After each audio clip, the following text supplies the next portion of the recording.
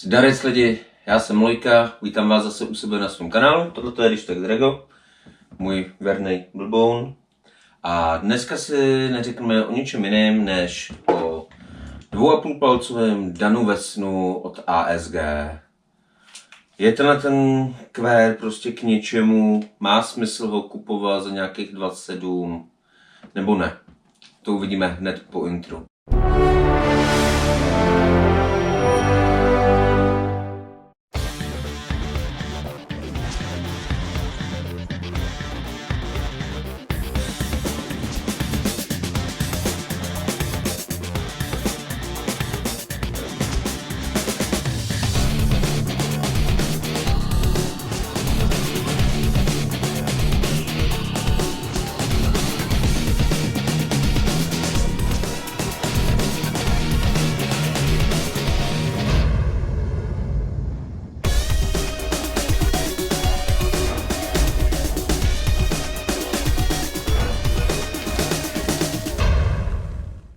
Dan Wesson, 2,5 palcový revolver od ASG, licencovaný přímo Danem Wessonem.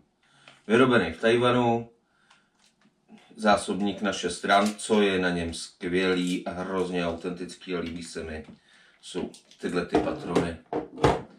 Když se kouknete, oni jsou krásný, kovový, sice samozřejmě plastová špička, do té špičky se zasadí kulička. A můžete ládovat. Nebo si zahrát ruskou ruletu. Teď mi to nevyšlo, teď už jo. Ale ta zbraň je zvláštní. Designově je to prostě za mě pecka. Hrozně moc se mi líbí, je to prostě kvér, co má koule. Kvér, co má koule, ale co je na ní špatně, je možná všechno to ostatní.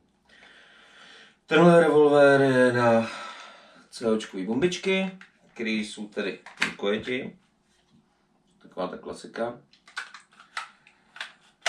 Ale tenhle revolver má brutální sílu a neúměrnou.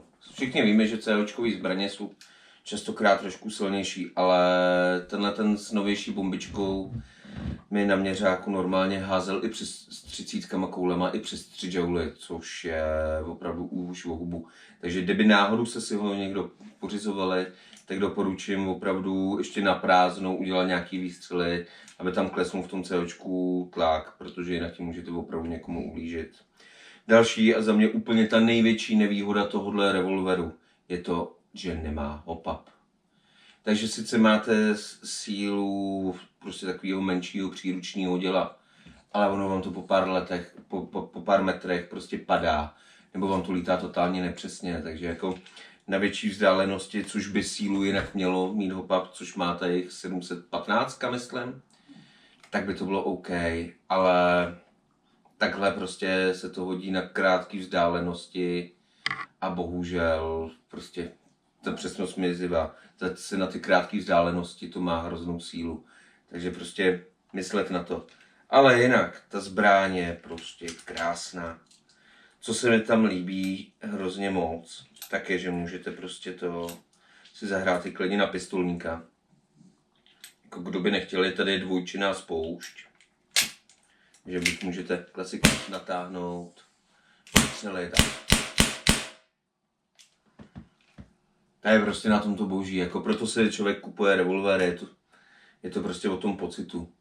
Na sebeobranu bych to nepoužíval, sice jo, dobrý, mohl by člověk použít třeba ocelové kuličky, na tu blízkost by se trefil s novou bombičkou, si myslím, že to může být docela jako je ošklivá rána.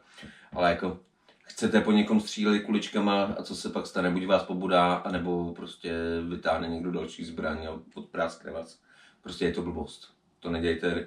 Lepší je stejně před střetem to buď utíct, vyhnout se mu, anebo použít aspoň pepřák nebo něco. Ale tohle ne. A nebo ostrou. Ale u této zbraně se mi hrozně moc líbí zpracování, je na ní hezký i to, že každá tato zbraň má vlastní sériové číslo. A prostě celkově ten feeling je fajn. Je to za mě tato zbraň je nejvíc vhodná prostě na takovou tu domácí terčovku, prostě doma na zahradě.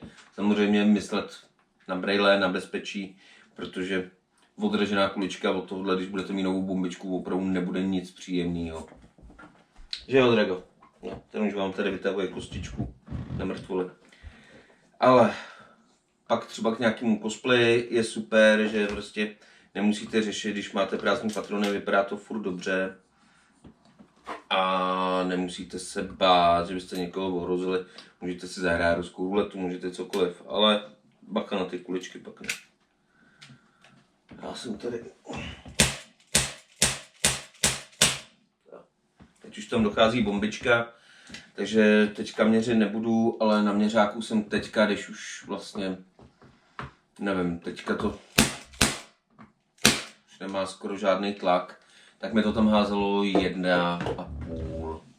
Předtím, když jsem měřil s bombičkou, tak opravdu přes 3 jouly ty začátky a jinak mi to tam šlo okolo 2 joulů.